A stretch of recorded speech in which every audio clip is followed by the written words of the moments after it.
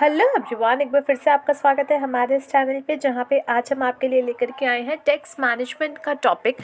जहाँ पे आपके साथ जो है टैक्स मैनेजमेंट का एक छोटा सा टॉपिक डिस्कस करेंगे।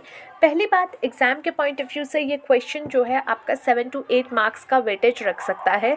इम्पॉर्टेंट उन स्टूडेंट्स के लिए है जो कि टैक्स से रिलेटेड सब्जेक्ट पढ़ रहे हैं, वहाँ पे उन्हें जो है टैक्स मैनेजमेंट का क्वेश्चन दिख सकता है। So let's start the video. देखिए, टैक्स मैनेजमेंट होता क्या है। टैक्स के बारे में आप सब जानते हैं कि आप जो है कुछ ना कुछ सर्विस लेते हैं गवर्नमेंट से, तो उनको जो है आप टैक्स पे करते हो। जैसे आप इनकम टैक्स पे करते हो, या फिर आप जो है गुड्स एंड सर्विस टैक्स पे करते हो कि भाई आप जो है जो भी अपना इस देश में रह रहे हैं उसके लिए इनडायरेक्टली कहीं ना कहीं पेमेंट कर रहे हो कि भाई ये लो, आप ये पैसे लो और हमारे लिए नई स्कीम्स लेकर के आओ, रोड बनाओ, इंफ्रास्ट्रक्चर्स बनाओ और जो हमें ज़रूरत है वो आप पे करो। अब यहाँ पे टैक्स मैनेजमेंट का मतलब क्या है। टैक्सेशन को लेकर के बहुत सारे आपके कंप्लायंसेस होते हैं जो कि आपको पूरे करने पड़ते हैं।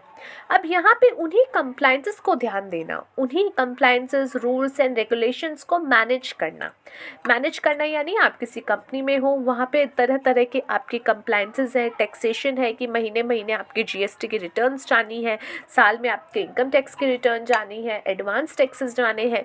तो ये सारे जो रूल्स एंड रेगुलेशंस हैं, इसके साथ कंपाइल करके चलना, इन सब को कंप्लीट करके चलना, या फिर इन पे जो है इनको कह सकते हो कि आप जो है मैनेज करके चलना, तो वो आपका कहलाया जाता है tax management. Tax management refers to compliances with the income tax rules and regulation. टैक्स मैनेजमेंट को किस चीज़ से रेफर किया गया है कि जो आपके कंप्लायंसेस है इनकम टैक्स के रूल्स एंड रेगुलेशंस से, उनके कंप्लायंसेस को कंप्लीट करना। Tax management cover matters related to taking steps to avail various tax incentives. Tax management में जो आपके मैटर्स कवर होते हैं वो होते हैं कि भाई वो सारे स्टेप्स लेना जिनसे टैक्स की इंसेंटिव्स आप अवेल कर पाओ। Compliances with tax rules and regulation including timely filing of return.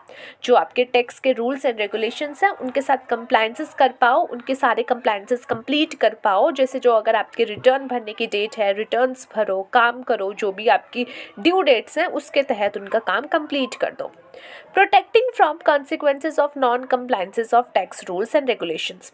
अगर आप रूल्स एंड रेगुलेशंस फॉलो नहीं करते हो, नॉन कंप्लायंसेस करते हो टैक्स रूल्स एंड रेगुलेशंस की, तो उससे होने वाले जो भी कॉन्सिक्वेंसेज होने वाले हैं उससे प्रोटेक्ट करना, उससे जो है पेनल्टीज से बचना, इन सब चीज़ों से बच के चलना।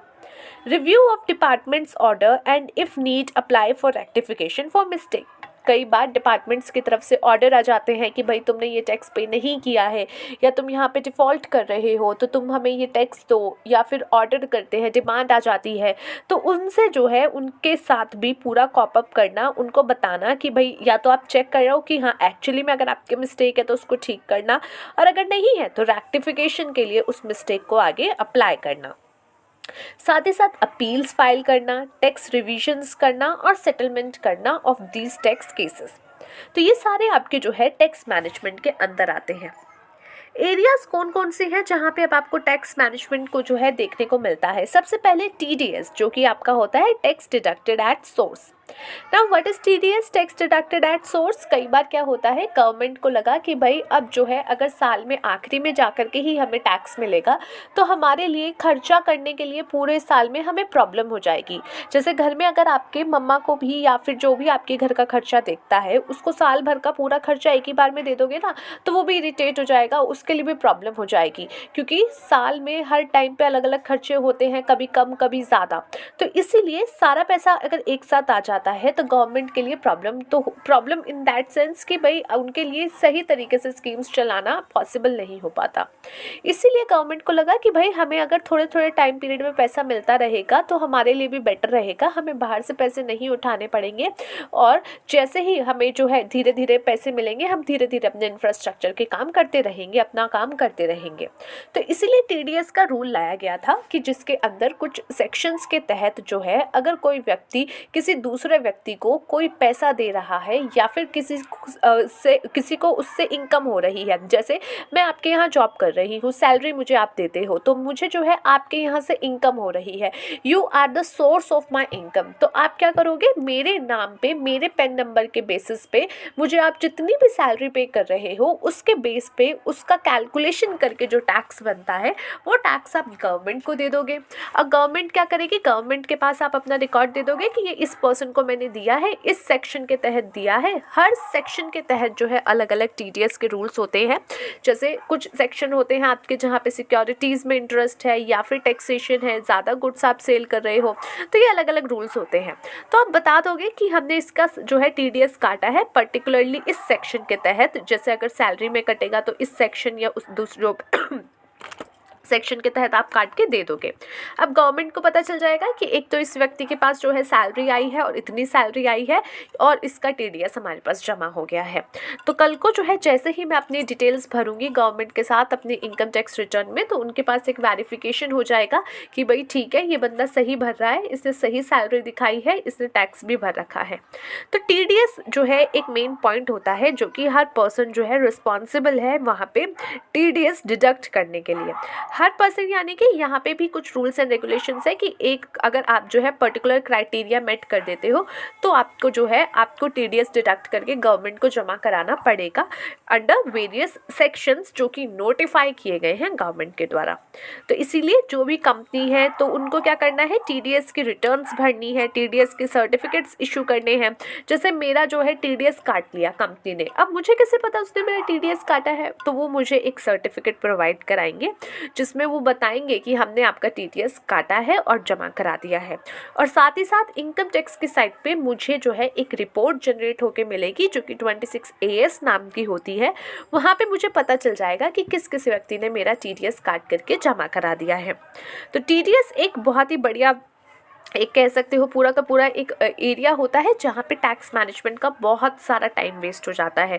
यहाँ पे जो है सारी चीज़ें आपको करनी पड़ती है, आपको टीडीएस डिडक्ट करना है, गवर्नमेंट तक जमा कराना है, टाइमली जमा कराना है, और साथ ही साथ जो है अपने टैक्स भी जमा करा दिया टीडीएस का, प्लस आपको जो है अब अपना रिटर्न भी जमा करानी है जिसमें आप बताओगे कि किस किस व्यक्ति का आपने टीडीएस काटा है और किस सेक्शन के तहत काटा है। साथ ही साथ उस व्यक्ति को सर्टिफिकेट्स भी प्रोवाइड कराओगे। तो ये आपका पहला एरिया है जो कि आपका टैक्स मैनेजमेंट का है। Next is collection of tax at source. जैसे आपका टीडीएस होता है टैक्स डिडक्टेड एट सोर्स, वैसे आपका होता है टैक्स कलेक्टेड एट सोर्स, यानी कि यहाँ पे आपका टैक्स कलेक्ट किया जा रहा है, आपसे एक्सेस पैसा लिया जा रहा है। जैसे अभी जो है रिसेंटली अगर आप 10 लाख से ज़्यादा की गाड़ी बाय करते हो तो जहाँ भी आप जिस भी शोरूम पे जाकर के बाय करोगे वो आपसे 10 लाख के ऊपर जो है कुछ अमाउंट एक्सेस आपसे रिसीव करेंगे और वो आपका टैक्स कलेक्टेड एट सोर्स के नाम पे होगा, टीसीएस के नाम पे होगा। वो पूरी की पूरी 10 लाख की बिलिंग नहीं करेंगे बल्कि 10 लाख प्लस आपका टीसीएस करेंगे, टीसीएस का जो भी रेट आपका होगा। ये क्यों होता है, ये होता है कुछ आपके सेक्शंस यहाँ भी गवर्नमेंट ने डिफाइन कर दिए हैं कि अगर आप ज़्यादा खर्चा कर रहे हो, ज़्यादा गुड्स आप खरीद रहे हो तो आपको क्या करना है, आपको टीसीएस जमा कराना पड़ेगा। तो यहाँ पे आप सामान खरीद भी रहे हो, आप पैसा दे भी रहे हो, प्लस आप सामने वाले को टीसीएस भी दे रहे हो। तो ये आपका होता है tax collected at source, tax collect आपका जो है कलेक्टेड आपका हो रहा है एट सोर्स।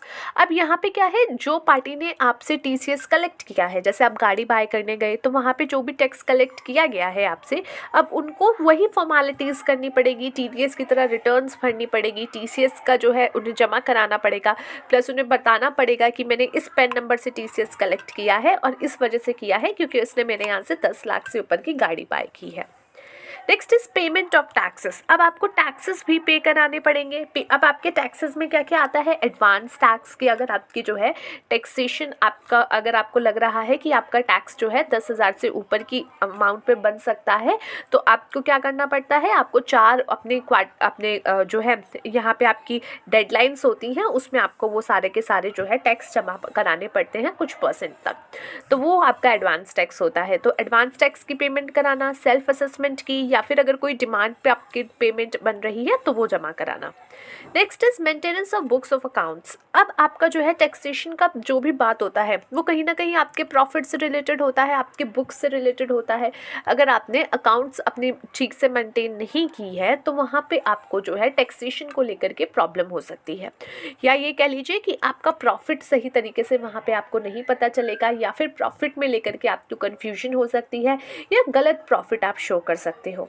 तो इसीलिए प्रॉफिट जो है यहाँ पे मेंटेन, आपका बुक्स ऑफ अकाउंट्स जो है वो आपको मेंटेन करना बहुत ज़रूरी होता है, क्योंकि ये कहीं ना कहीं असेसिंग ऑफिसर को जो है एक डिटेल बताता है कि हाँ हमने जो अपना टैक्स जमा कराया है या जो भी हमने कंप्लायंसेस किए हैं वो हमारे अकॉर्डिंग बिल्कुल ठीक है, ये हमारी बुक्स हैं, इसके अकॉर्डिंग वो सारे डेटा बिल्कुल जो है रेलिवेंट है।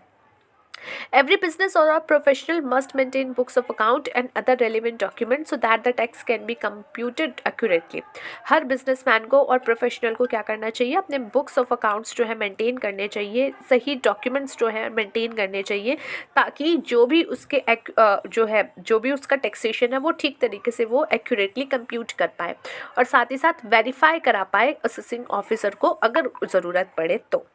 Maintenance of accounts, books, voucher, bills, correspondence and agreement etc. is a part of tax management. अपने accounts की books को maintain करना, vouchers को maintain करना, bills को maintain करना भी आपका जो है tax management का एक part है। Audit of the books of accounts. Audit क्या होता है, देखिए कई बार कुछ सिचुएशंस ऐसी हैं जहाँ पे अगर वो क्राइटेरिया मेट हो जाता है तो आपको अपने बुक्स ऑफ अकाउंट्स का ऑडिट कराना पड़ता है।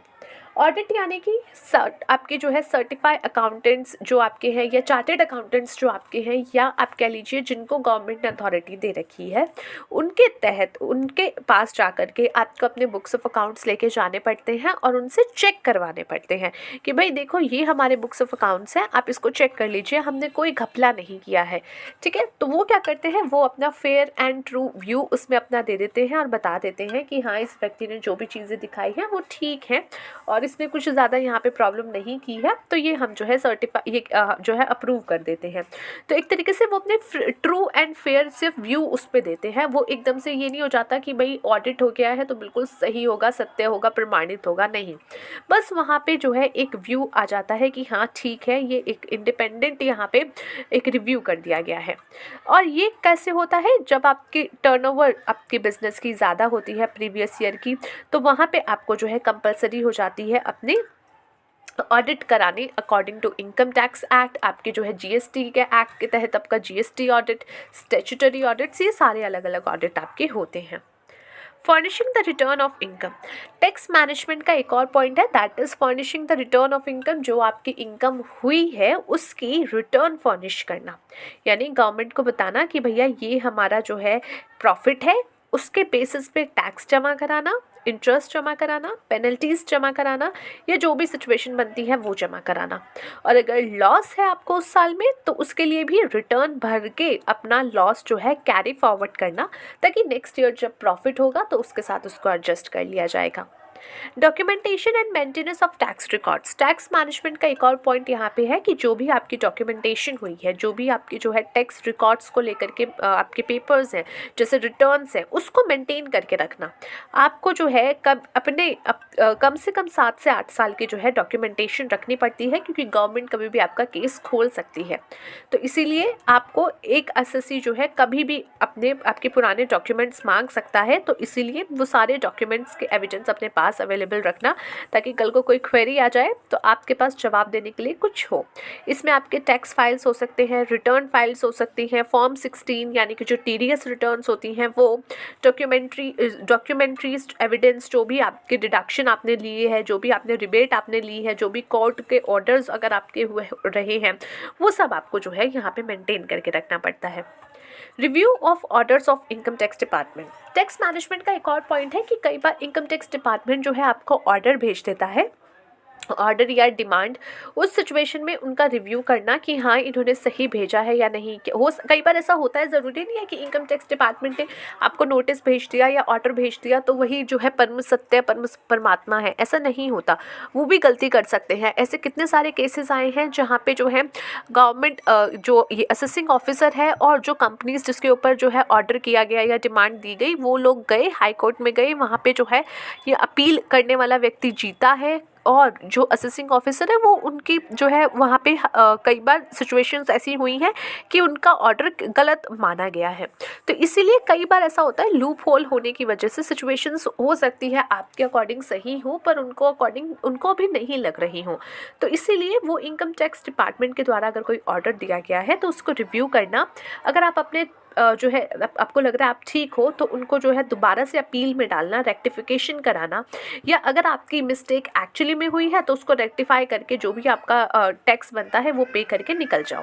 और अगर आपको लग रहा है नहीं वी आर राइट, हमने सही किया है, तो आप अपील कीजिए। उसके लिए जो भी प्रोसीजर्स आगे रहेंगे आप उनके तहत जा कर के उसका पूरा रिव्यू करा सकते हैं। सो ये था गाइज आज का हमारा टॉपिक, जहाँ पे हमने ये छोटा सा टॉपिक समझा जो कि आपका था टैक्स मैनेजमेंट का। मिलते हैं आपसे नेक्स्ट वीडियो में। Till then take care of yourself and take care of your health.